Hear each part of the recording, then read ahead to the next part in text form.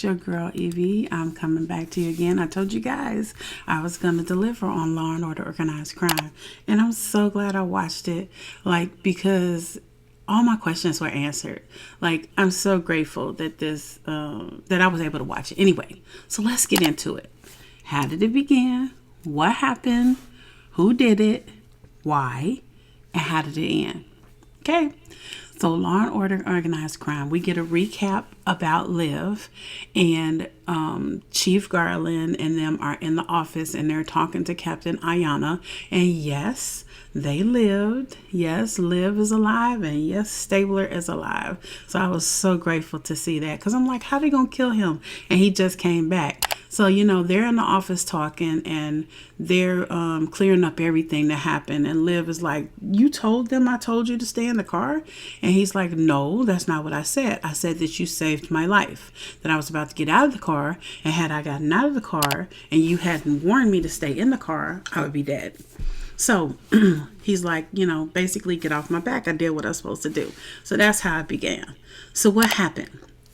Well, this boy is taken down by the police. Why? He's in a guitar shop. Well, it's a music shop, like a pawn shop / repair shop, and he takes his guitar in there because he's a guitarist and he wants it to be fixed. So he asks the guy to fix it. The guy agrees to fix it. He walks out of the store with his receipt. When he walks out of the store with his receipt, he sees these cops chasing these other black guys. Well, they assume he's with them, so they throw him down to the ground. They crush his hand. He's trying to tell him he's not with these guys. He don't know what is going on, and they are not listening to him, as the cops that we know these days often don't do. And I'm not saying all cops are bad. That's not what I'm saying. I'm just saying that there are some that are out there that are bad that could use some new training, because a mindset can be changed, before they end up killing more people. But anyway, they assume that he's with these people. He's not. He's not with these people, but they assume that he is. But anyway, we see that Ayanna Bell gets a call from her wife, it seems. And she's like, slow down, because she's driving with Stabler in the car. And he's like, well, you going to tell me what was up in the meeting? And she's like, no. So then she gets this call from her wife. They end up going to the hospital to go see about, it looks like, her nephew. Her wife's nephew is the one that these cops smashed his hand. So when Elliot gets there, you know how Elliot is. He's like, can I help? And her wife, Denise is like, no, you cannot help. And he's like, okay, I'm going to back off, because he can see that she's, distraught. And at this point, I don't think she wants any cops' help. You know what I'm saying? Besides her wife. So we see Elliot go to Angela's. Why does he keep going to Angela's, you guys? And we see that he, and her start talking or whatever, and he can't really say what's going on. So Angela kind of feels him out, and she's like, it's okay. It's okay. And she puts her hand on his cheek and on his face, and she tells him, basically just breathe. It's okay. Well, they end up kissing. Why? Why he kissing her?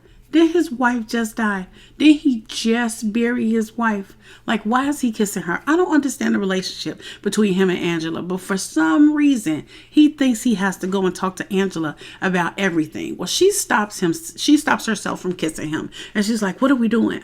And I'm asking the same question, yeah, what you doing? Okay. And so we see that he can barely stop himself from kissing her, but he does leave. Elliot's such a great guy. He's such a classy guy. And I know that he's going through a lot. Angela is not where he needs to be right now. For some reason, I don't know. I can't put my finger on it, but I don't like her. I mean, I like her, but I don't like her. You know what I'm saying? You get that vibe, you like somebody, but you don't really like them. Okay, anyway, back to the story. So when he leaves, we see that it turns over into a new scene. We see Gina, remember the cop girl, waking up, and we hear a knock, knock, knock at her door. Well, we see that Richard Wheatley has dropped by her house unannounced. Not only is he unannounced at her apartment rather than house, he talks about her house this is kind of a dreary place.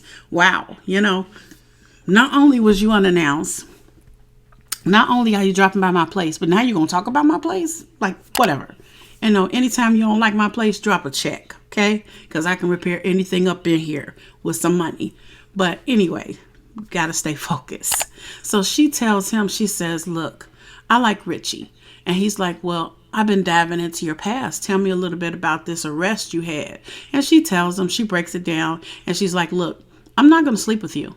And he's like, not in here, you're not. And she's like, no, not ever am I going to sleep with you. Because I like Richie. You know what I'm saying? I like Richie. So he's like, okay, great. You just passed the final test, you know. And I'm like, whew, because, you know, because she looked like she was hiding in the back room for some reason. And I thought, man, if he goes back there, you know, he might find something. But like, while he tells her to get dressed, because she's like, I got to go to work. And he's like, well, I'll take you to work. And she's like, but I got to get dressed. He's like, well, how long is it going to take you?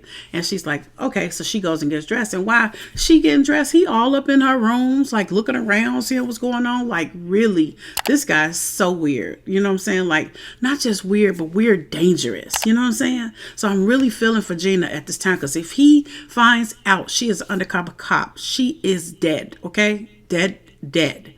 So on the way to work, he driving her in his Aston Martin. You know what I'm saying? She's on her way to work. He says, well, I need to stop by somewhere real quick. I need to just pop in and pop out, okay? She's like, okay, I'll just sit in here. So she sees him going to this building that they pulled up to this block. He walks into the building, and it's like these guys following him. They're cops. They're dressed up like SWAT.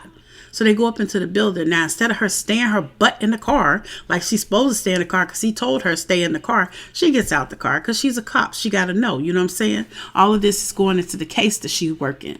So she walks up the stairs and hears these cops in an apartment building. They start shooting. She sees this guy come down the hall. He's got a bag in his hand, looks like some kind of hamburger joint or something. And he hears these gunshots go off and he takes off. He's like, I'm out of here. And she kind of like puts to the side, sees the boots of these cops, and makes it back to the car before Richard Wheatley does. I mean, like, she made it back to the car. I didn't think she was going to make it back to the car before he got back to the car, but she did. So we know that Richard is pissed. Like, he goes into this building. Not only do they take out these guys that are dealing these drugs, but it looks like these guys are the ones that stepped on his purple magic and are putting it out on the street. Well, you know, he don't want nobody getting no profit off his stuff. So that's, you know, what happened so far. Okay, so who did it? Well, we know that Richard Wheatley did it. I mean, Stabler and his captain, Bell, find the crime scene, okay? Because they done murdered these guys. And they find a little girl in the bathroom. Like, I guess these cops weren't doing their job that was at the crime scene. They didn't even search the apartment. I guess they figured everybody was dead. They don't need to search nothing. Well, anyway, they find this little girl in the tub. And guess who she is? It's Gianna. Remember Gianna? Jade's little girl from SUV's case? Remember? Okay. Now she's in the tub.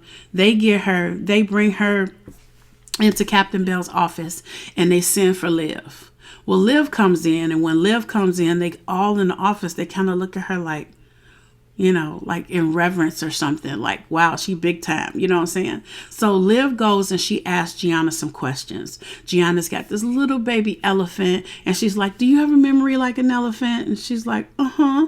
And so she asks her all these questions, and Liv's so good with kids. And she gets the information that she needs from this girl. Basically that she was there. Her uncle is the one who left her there. He went to get her a Happy Meal. She did see that these guys look like cops because she points to Stabler's badge on his person as who she thinks that they look like, because Liv is asking her, well, did you see their clothes? And she answers. So anyway, now we go on to why. Like, why? Well, we know purple magic was being stepped on the street. Like, everybody wants this drug because it's such a powerful drug. People haven't had it before. And when they do have it, it's something they keep wanting. It's something different. So Richard, you know, he don't want nobody getting none of his profits. And then they, you know, out there stepping on his stuff, causing deaths. That's going to bring it all back to him. So we see that the guys that are working under Ayanna Bell, Captain Bell, indicate that these shots that were fired into the car are not the same bullets that we used to kill Felix. So that means somebody else was shooting at them, at Stabler and Benson. Well, Gina tells Ayanna what happened. She meets her on the corner at this little like bodega or whatever, and she's trying to use the bathroom, pretending to use the bathroom, and Belle comes up and says, well, what was you doing there? You know what I'm saying? And she gets the skinny from Gina. I was there. I saw him going there with these dudes. All I heard was pop, pop, pop. And then, I called anonymously to 911 to let you guys what's going on. She was like, oh, that was you. And she's like, yeah. So we know that the two cops that from this trick roll crew that they were working with these with the girls, basically what I'm saying is that all of this goes back to Jade, Despina, Piper, Felix. Felix was getting his stuff from Quan. Quan is the guy that they end up arresting, the uncle of Gianna. Because remember, I told you he took off when he heard these bullets flying. Well, they chased him down. They chased him. They caught him, and they going into the office now to talk about it. Liv shows up. I knew this was coming. Liv shows up, and he tells them basically that, he don't want to get in any trouble. He don't want to roll on where he's getting this from. But, he didn't want to really have anything to do with it. But his sister, Jade, is the one that kind of set this up where they could get with these guys and get this drugs. And he didn't want to step on Purple Magic at all. But he got into it for the money. He's like, the guy that owns this stuff is serious business. He's going to kill me. And they're like, look, yeah, basically he is going to kill you. But we found out that your gun matches the bullets that were shot at us. So now you got two counts of attempted murder of police officers. So he tells them what he needs to know. What they need to know. And I knew that was going to happen. But when Liv walked in, I knew it was going to be, powerful. All this time, she thought that Simon did this to himself, that he just, used drugs and died. Well, come to find out, they finally catch the guy that supplied Jade and all of them with the drugs that killed her brother. So there is a little closure for her there. And her and, Stabler end up talking about it. And once she tells this guy, I hope it haunts you for the rest of your life. This was my brother. The drugs you gave them killed my brother. So how did it end? Well, like I said, they caught the guy that killed Simon. She finally was able to put that to rest. She thought that the last thing that Simon heard was her, leaving that awful message on his voicemail, but he never got a chance to hear it. And in that whole year and a half during the pandemic, she thought that he did this to himself. Well, I think it was good that she found out that he was on the straight and narrow. He was wanting to be with her. He was wanting to meet her son. He was just embarrassed, He didn't know how to talk to her, but he wanted to. And I think that gives her peace. So like I said, they talk in the hallway. They talk about Kathy and the case. Stabler says he's staying away from the case, just like they told him. He smiles and she says, well, you're looking kind of better. What are you doing? Little does she know that he's out there kissing Angela. Oh, I'm so mad about that. But anyway, so we see him go back to the office and they are listening to Richard Wheatley in his office talk, because remember they planted the bug in his office. So Isaac, the guy that they have on the inside, remember they call Isaac Richard Wheatley's go-to guy? Well, he's now working with them trying to find some information on Richard Wheatley. But in the meantime, Isaac's trying to get back in good graces with Richard. So Isaac is kind of playing them in a way, they think. Because he finds the bug, he shows it to Richard, and then he crushes the bug that's in the office. So they lose their connection. They don't hear anything after that. So they're like, look, we know that you're working us. Because Stabler meets up with Isaac and says, I know you're working us. You better give me some information. And he's like, but I'm trying to get back in his good graces. If I do this, it will prove to him that he can trust me again. He's like, I don't want to hear all that. Give me something I can use. So Next scene we see is Stabler showing up to Angela's job. I guess he wants to talk to her again. Like I say, I don't understand the relationship that they have and why he seems to think that he needs to talk to her. Well, anyway, he ends up walking her down the stairs. And when he comes down the stairs in her building, who shows up? You know, she's like, she's talking to him, to Stabler, and she's like, I wasn't ready for you. You know, it came into my life as a surprise. I wasn't ready for you. And Richard says, well, was you ready for me, baby? And he walks up and he confronts Elliot. They get in the face and everything. And he tells Elliot, I know what you've been doing, you know, but you're not going to be doing her. You know, even though she fine, you're not finna be doing her. Stay away from my family. You want to come after me, bro. But you're not finna get with my family, period. So stay away from them on everything. So you see Stabler looking at him like, I really want to punch him right now, but I'm a cop and I want to get you the right way. Because I know you had something to do with my wife and her dying. So anyway, Captain Ayana is told in the presence of Stabler during a meeting that Stabler walks into where Chief Garland and all of them are there with her, that basically if she doesn't get Richard Wheatley, that her case is over. Not just her case, but her career will be over if they don't get this guy. See, I don't think that's fair. Like, they putting all the pressure and everything on Captain Bell.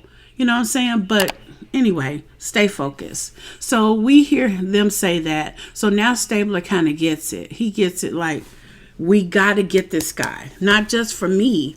We got to get him for her. You know, because I don't want her to lose her job. I like this girl. You know, they work good together, Captain Bell and him. You know, he's come back. He's got a good captain now. So anyway, the next scene we see is him walking in the park with Angela. Again, like, didn't dude just tell you don't be, you know, around his family? I guess he don't care. So Angela's like, look, you know, we could start over. You know, she called him detective, and he's like, detective, you know, I was, you know, it was Elliot. And she's like, well, let's just start over. So they start over. They agree to go on a date to get information and answer questions from each other. So it's a date/question session. And she says, I have some information I think you could use. So Elliot has a mission, and he tells her that he's not going to be derailed by anything about this mission. He wants to find out who killed his wife. So she's like, okay, all right, well, I can do that. I can be with you. I can help you with that, maybe. So like I say, they plan this dinner date so they can get some questions answered. Well, they find out that the vice that made these particular bullets, not bullets, pieces and components to the bomb that helped to kill Kathy, that blew up in the car bomb. Remember, y'all, that killed Kathy? Anyway, they find these components to that, and it's made special by a specific kind of vice. So the vice they end up tracing to Isaac. Remember Isaac? Richard Wheatley's right-hand man, the guy that they have on the inside now, the guy that's trying to get back into Richard's graces so he can get some information, because remember, he's on the hot seat. He's already been to prison, and they're saying, you're going back to prison if you don't get us some information. Well, anyway, they trace it to him, and not only do they trace it to him, so now they set him up. They say, Isaac, we've got to talk to you about something. Meet us tonight. So he meets them at the appropriate time, at the appropriate place, and he sees all these cops there. Like, all of them are there. The two guys that work in Bell's office, plus Stabler, plus Bell. He's like, what's going on? Well, they said, well, we know you're the one that made the pipe bomb that killed Kathy. And we want to know why. Why did Sasha Linsky kill Kathy? And then why would Richard Wheatley want her dead? So now Stabler's choking the crap out of Isaac. Like, he finna beat him like he stole the last Christmas ham, okay? Like, he going ham on him at this point. And he's like, you gonna tell me something? So he lets him go just enough to breathe, to be able to tell him what's going on. And Isaac said it wasn't Richard. It was Angela who gave the order. Angela. What? Angela? Why would Angela want Kathy dead? Like, seriously, Angela, the same woman he been going over her house, the same woman he been kissing all this time. Why would she want Kathy dead? And Elliot, all he can do is like hug the gate because he's in shock at the news that he just heard. I mean, I bet his stomach hurts. I bet he can't breathe at this point. Why would she do that? And it cuts to music, y'all. So what did you think about this episode? What did you think? I love the crossover between the two. The fact that a lot of things came to the light. We got a lot of information unpacked. Like, we finally got justice for Simon. We finally got peace for Olivia in regards to her brother's death. And now we've got some real information here. Angela is the one that set up for Kathy to die, not Richard. But why? I don't know, you guys. Leave a comment below. Tell me what you think. Go ahead and give me a like if you like the content and you want to see more of me cover Law and Order SVU as well as Law and Order Organized Crime. I love this material. I love sharing it with you guys. I hope you guys will go ahead and subscribe and hit that notification bell ding so you can know when I'm coming back to you. I love you guys and I look forward to talking to you again. See you next week. All right. Carry on.